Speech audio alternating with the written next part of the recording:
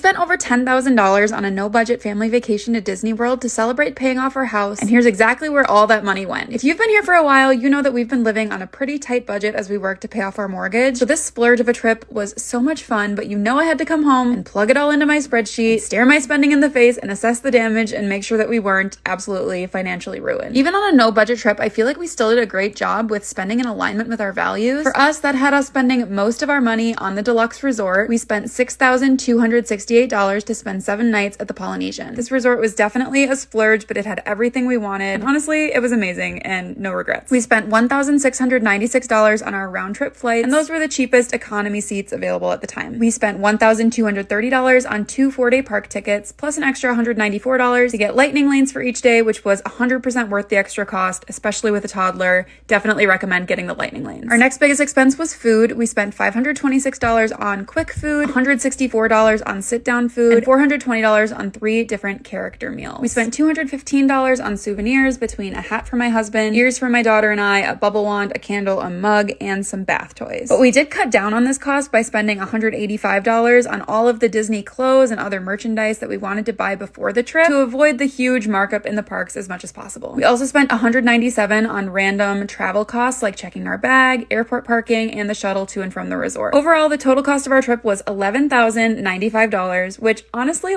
yes, that is a ton of money. Don't get me wrong, but it could have been so much more. We definitely didn't blow a bunch of money on stuff that we didn't care about, like upgrading our flight seats or the view from our hotel room or any of that. And this is why I'm always talking about tracking your spending, because even though I wasn't on a budget this trip, because I've been tracking my spending for so long, I have a really good idea of what I actually care about and what is worth it for me to spend my money on. So then even if you're on a no budget trip and can technically splurge on anything you want, you're not going to buy things you're going to regret later, and you will leave the trip feeling like every penny you spent was absolutely worth it.